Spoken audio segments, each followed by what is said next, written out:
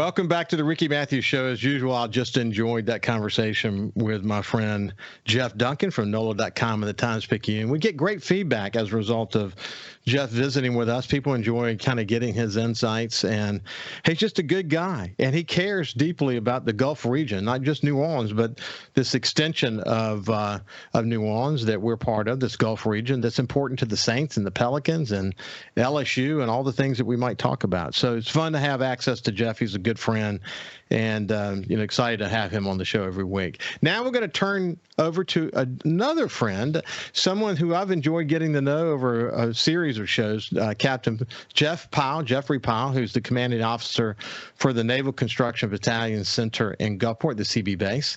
And he will be departing soon. We don't exactly know where. But that's what happens in the military. Commanding officers have to sort of give up their reins and move to the next assignment, and a new one comes in. But I'm thrilled that we have an opportunity to visit with him today. So, Captain Powell, how you been? Hey, good morning, Ricky. It's great to see you. And this is a nice way to end my tour. I'm not quite gone yet, but I change of command is scheduled for July the 28th. My relief has been named, and we're making preparations for that event.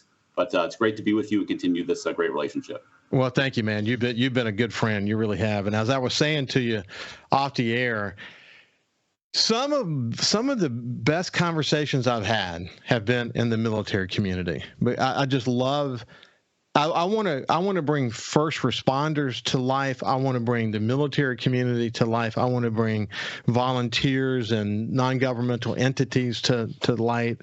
Leaders in the community. I mean, these are the things that make this community such a great place to live, work, and play, and the role that the CB base in particular has played here in coastal Mississippi in so many different ways, giving back to the community, just the leadership that you provide. Certainly after major disasters. I mean, we couldn't have done it, actually, after Katrina without the CB base and the work that you guys did. And to have these great conversations with some of the people who are just doing cool things. Some are just like making great cinnamon rolls, for example. I mean, I've had some great guests and had some awesome conversations. Some have been in chef competitions, nationwide. It's been cool. It's been cool. So I appreciate the relationship, and I especially appreciate your leadership. So as you look back, talk to me. How do you feel about your tenure there? Well, I will tell you, we knew coming in here that this would likely be my last tour. It's a good job to kind of go out from. It's a great location to sort of retire from. And you said it yourself. We have a fantastic team here, and it's not. This sounds trite, or this sounds like I'm making this up or just a saying, but this really has been a fantastic team to be part of, and it's fun. It's fun to come to work every day. I've really loved it. I can't say that about all my Navy jobs, but to be the mayor of this little town, to be just to be around these folks that have a passion for service, have a passion for being on this coast, and for the mission that we have here has been fantastic. And my family and I leave with just a lot of great memories and just fondness for this area. In fact, my son just graduated high school. That's one of the reasons that I extended for a third year. He just graduated from St. Patrick Catholic High School last weekend. And we were talking to him over the course of my career. We've been here, almost half of his life has been here in Mississippi. And so, I think if you asked him, he probably says he's from here. This area holds a lot of meaning for him. And so it's just, but we've been doing a lot of reflecting lately, and we certainly will miss this area and miss the folks here. But we know we can always come back and visit. Hey, my kids went to St. Patrick. My daughter, Tori Williams, actually taught there at one point. Oh, she moved from there to St. James Elementary because her kids are now there, and it's great for a mother to be in the same vicinity as her kids. My brother-in-law's kids go there now. And I've had many opportunities to speak to leaders at St. Patrick's. What a great school that is! What a wonderful preparation it's been for your son to get ready to go do his War Eagle moment now. So you'll have two kids there, right, at Auburn? I will. Both my daughter is going to be a senior, and my son will be a freshman, both in engineering. So that makes Dad very proud of with I have a couple of engineering degrees, and didn't go to Auburn, but it's okay. It's not another school that I won't mention. The engineering school at Auburn is terrific. My son actually got a degree in building science. And the building science program at Auburn is one of the top in the United States. In fact, they have 100% placement coming out of that program. It's a tough program, as you know. It's got architecture, engineering, it's got all that stuff. Yeah, sure. And and then he went on to, after that, actually went on to get a master's in business, and then also a master's in finance, and then that led him ultimately to New York City, where he's done extremely well. But Auburn prepared him well. So your kids are going to. You already know this about Auburn. They're getting and going to get a great education. Yes, absolutely. So, but no, I was thinking about my tour here. 3 years. I mean, I got here right August of 2020. We were right near the beginning, frankly, of COVID. And so I can almost divide my tour, my 3 years into half, two halves. One was sort of leading through COVID, making sure we get the mission done, all these changes, requirements and things. And then really the last year and a half, things have really come kind of back to life and back to normal. And we've had a tremendous amount of visitors. The restrictions are gone. Fortunately, we didn't have any too bad lingering effects from COVID, and we're back to normal. The base is alive and kicking, and we have a great relationship. And there's lots of activities now on the coast for our folks to participate in. And I've been able to get back out there with some community engagement, and so very happy with where we are right now. I have to tell you, I haven't been on the base since I was publisher of the Sun Herald, so it's been 2009 since the last time I was actually there. We have to see if we can connect for lunch there before you leave. I'd like to come see it and say goodbye to you before you leave. That'd be great. And I might know somebody who can get you on that base. So I bet you do. I bet you do. I'd love to kind of see where it is today. I've spent a lot of time celebrating. I should actually have seen it with my own eyes, at least recently. Hey, but when you talk about it being the mayor of a city, we've talked about this before, but there are a lot of new listeners that don't know about the Naval Construction Battalion Center and what it's all about. But literally, it is a city with infrastructure. You've got military personnel there. You got a lot of civilians that work there. You've got military personnel for CBs that have come through here and that are stationed literally all over the world. I always make sure to say that because the point is they're involved in military efforts. They're involved, some we know about, some we don't know about. They're involved in humanitarian efforts. Boy, this base plays a key role, internationally, doesn't it? It does. They do, and I can't even give you the count. But every 6 months, a CB unit deploys to Rota, Spain, and then from there they go all over the world, and then they're back for a year and they're out for 6 months. And you think about the sacrifice of these families. That's a 6 and 12 rotation for years and years is quite the strain on a family. It's challenging. It's a lot of hard work. It's a lot of separation time, but they do it with a smile, and it's a very necessary mission, and we're very proud of them, and we're proud to support them here on the base. My godchild is now married to a CB, I should point out, and he's been all over the place, but he's about to get deployed again, for a matter of fact, but he loves the CBs. He really enjoys it, and he's such a level-headed, smart kid. So I think he's probably got a long career there if he decides he wants to do that. But as you know, you guys learn some great skills that when you leave there, you can do a lot of different stuff, can't you? You can, and I don't want to take anything away from other parts of the Navy. It's all critically important to our national security. But I'm not sure there's a civilian equivalent necessarily to operating weapon systems on ships or submarines. But learning construction skills, learning project management skills, learning building skills, there's always going to be a need for that. There's always going to be in demand. And so CBs definitely have a translatable skill set to the civilian world or to the government or whatever they may want to do. And so it's definitely a great foundation for any young person's career. So, okay, let's go back to my son for a real quick moment.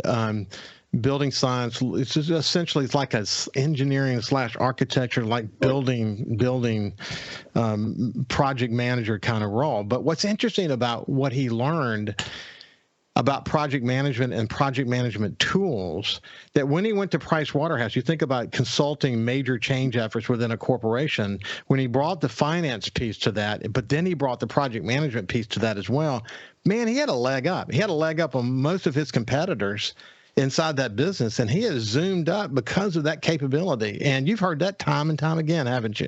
I'm sure. Yes, absolutely. Yeah, and CBs definitely bring a global perspective. They've operated in lots of countries. They've done partner building. They learn how other nations are doing construction and building and projects. And so it's a great foundation, and it's a great great mission set for you to have in the military as well as out of the military.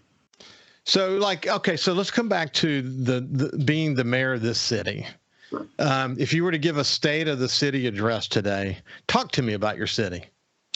It's strong. The base is 1,100 acres. It's 3 miles by 1 mile. We border, about a third of our border is with the city of Long Beach. So we have a good relationship with them as well. But Gulfport's in our title, and Gulfport is probably our host city, and Mayor Hughes and I have a great relationship and talk frequently. We have 500 and something houses on this base. We have 2,000 people that live here. We have a schoolhouse. And so a lot of people, the CBs certainly deploy and go from here. A lot of the reasons we have, I call it a town with the dining facility and retail and lodging and all those things and support is because of these students that are essentially confined here for 8 to 12 weeks. So a lot of things we do support them. Yeah, let's pick it up right there on what you do to support them on the other side, the training mission of the Naval Construction Battalion Center and why that's so important. We're visiting with the commanding officer, Jeffrey Powell, Captain Jeffrey Powell from the Naval Construction Battalion Center. You know it as the CB base. He'll be departing in July, and we've had a great relationship with him and his team, and we'll wish him well, but we'll finish the conversation in the final segment on the other side when we continue. We'll see you after this. Welcome back to my friend Captain Jeffrey Powell from the CB base. He's the commanding officer there. And we were chatting during the break about, I believe that Captain Powell is a great communicator. I've enjoyed visiting with him over the course of his 3-year tenure. And what's interesting is that it's not just a good communicator. He's got a great tone to his voice. He's got a good radio voice. And one of the people I'm going to introduce you to someone that I'll introduce you on via text. But a guy named Reed Geis. If you don't know Reed Geis, he had a company called, I think they still do some work even today, mostly retired, the Geis Agency. But really successful ad agency here in coastal Mississippi, but he has the ultimate voice. He's been used in commercials across the nation, and he is. And when you talk to him on the phone, you'll understand why I'm introducing you to him. But he might be able to give you some tips on how you might be able to use that voice, Captain Powell. I'm always looking. I got to find a job somewhere, so I'm looking for all opportunities. That's cool. Hey, so let's get back to the training mission, supporting the students, but. That's one of the key roles you play. That is the key role you play, isn't it?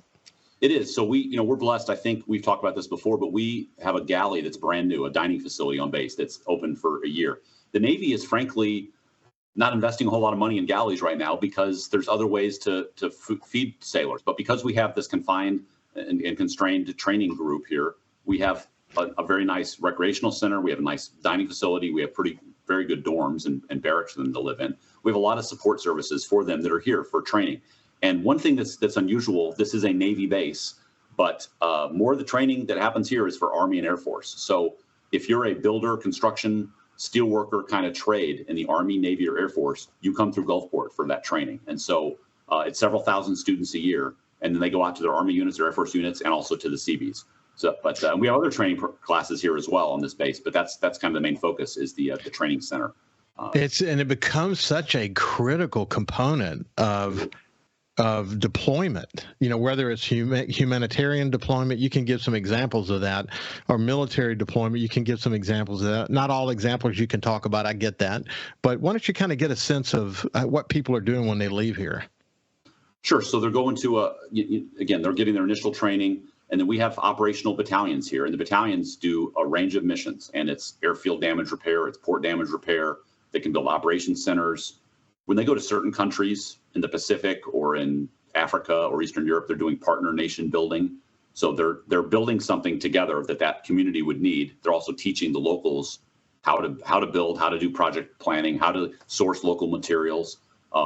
Great skills. You think about, and some of these folks are E4, E5, E6. Out on their own. Now they have some leadership there with them, but they're ambassadors. I mean, every bit as important as other parts of our federal government's efforts to reach and partner and be good citizens of the world. So it's definitely an important mission. We put a lot on our young folks, and it's a very rewarding type thing.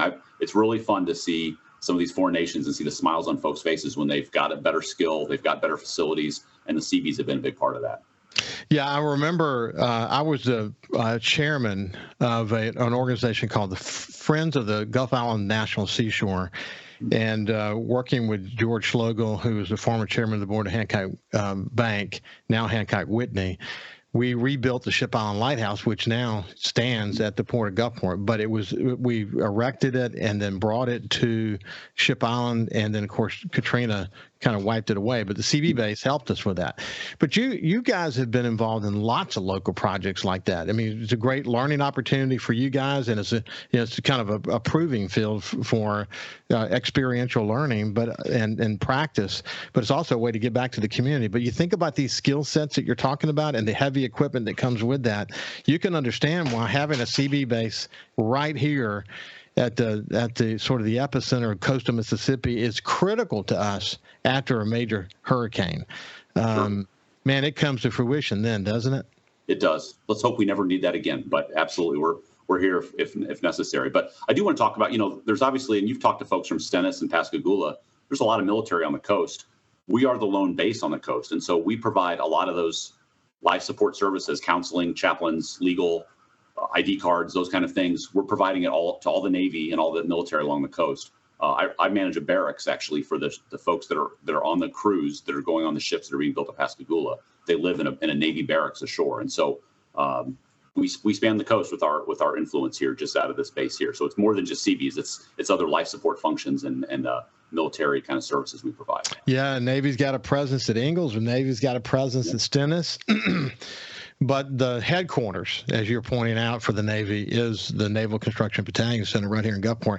As we're getting close to the end of this time, you actually went out of your way to mention the bordering with Long Beach and how important that is, and the relationship with the mayor of Gulfport. But that relationship is more than just a cordial relationship. There's y'all have got backup systems in place. It's very serious and beyond just having good communication, isn't it? It is. Yeah, absolutely. Mayor Hughes has been a great partner. Mayor Bass has been a great partner. Our folks, not all of them live on the base. A lot of them choose to live out in the community, and that's great. And if you're a CB, you might be here a long time, long enough to buy a house, get involved in a local church and schools, and your spouses are working in the community. And so it's definitely, CBs are all over the place down here, and we definitely love being here. And the local reception is always fantastic. And so as I go out and engage, I'm blown away about how friendly and how supportive folks are here. Well, Captain Jeff Powell, I'm very proud to turn that over to my relief here in a couple of months. Well, we have really enjoyed getting to know you better, and look forward to seeing you before you leave here. So good luck to you, my friend. And again, hopefully we get to see each other before you get out of here. But it's been a pleasure to catch up. I hope so too. But I appreciate your time. Appreciate all your support of our folks here, and it's great getting to know you. You bet. Have a great day, and we will see you on Monday. Or have a great weekend. We'll see you on Monday. See you later.